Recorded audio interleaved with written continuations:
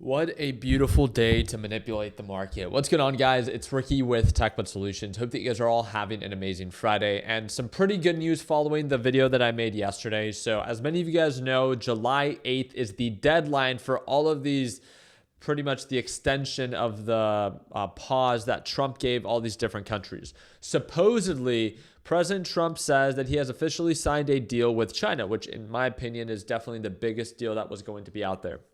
From what I've understood about this deal, I just want you to know from what I know and what is being shared is that Treasury Secretary Bessent says that the tariffs on China are now 30%, while Chinese tariffs on U.S. are 10%. So a 30-10 exchange. You guys can decide. I'm not here to say if that's a good thing or a bad thing. I'm just here to report it. So nonetheless, markets were reacting during the pre-market session. Once this news was released, we didn't really see much of an uptick.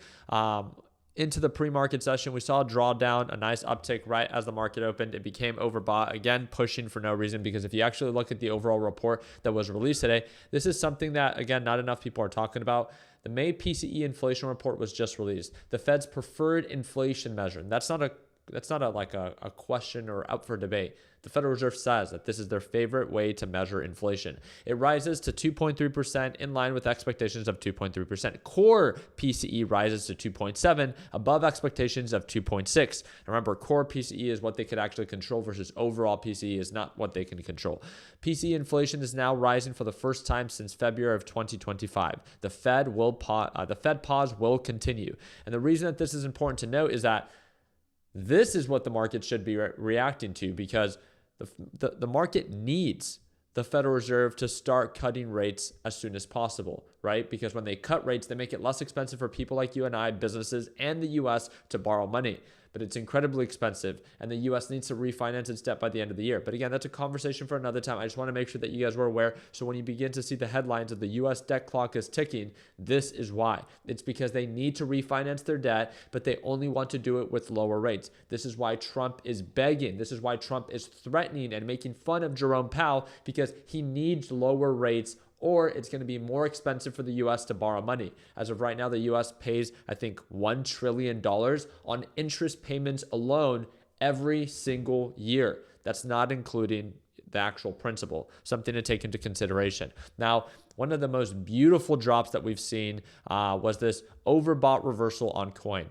Now, if you tuned on into my live trading session, again, you know how heartbroken I was, and I completely missed this trade. But I wanted to report it, and for those that have not seen it but did have an open short position, just wanted to remind you to never be afraid to take profits. Again, markets are more bullish than they are bearish, although I think coin is incredibly overvalued and long overdue for a pullback. I have to always make sure that, again, we make you aware that, yes, although it is selling off in direction, there's still no break of pattern for this lower high and lower low, so it's still incredibly bearish.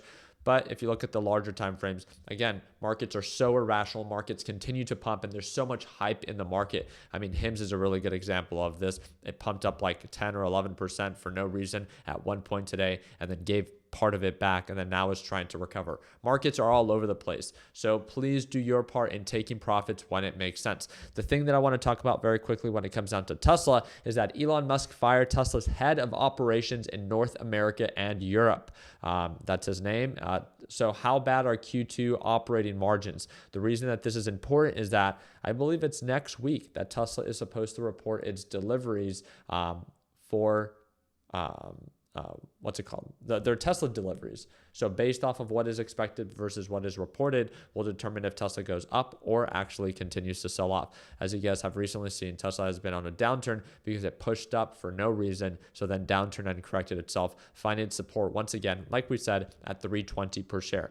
In my opinion, again, and it's 100% just my opinion, I don't have an active short on Tesla, so I'm just saying it, I believe Tesla is incredibly overvalued. It's a company that's not growing year over year. The hype is beginning to fade. The sentiment is still incredibly negative, and it's holding on by a hair. We all know that Tesla's margins are not growing. We know that Tesla as a car company is not growing. Oh, Ricky, but Tesla's not a car company. It is right now, and that's its core business model. I don't care about what it can be. That's great for projections, but guess what? It's not. It's not that right now. And it's not its core business model, because its core business model is simply not growing.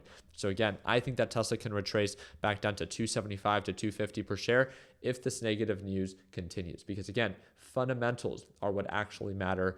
Technicals and hype do drive prices up, as we've seen it many times before, but they eventually fade, and then that's when the strong corrections happen. So I'm super excited to follow up. I'll make sure that I do my part in keeping you guys up to date. I just wanted to make sure that you were aware of what's going on with the market with these tariff updates, but also what stocks are gapping up and what stocks are gapping down. Again, I would love to invite you to my live trading session as soon as Monday. If you're a complete beginner and you want the ability to watch me trade live every single day, every good trade, every bad trade, you get access to all of it. I trade live every morning for about 30 minutes to an hour. And if you ever want to tune on in, second link in the description down below. There's a huge discount link in there for you, and I hope you enjoy it. Like always, let's make sure that we end the year on a green note. Take care, team.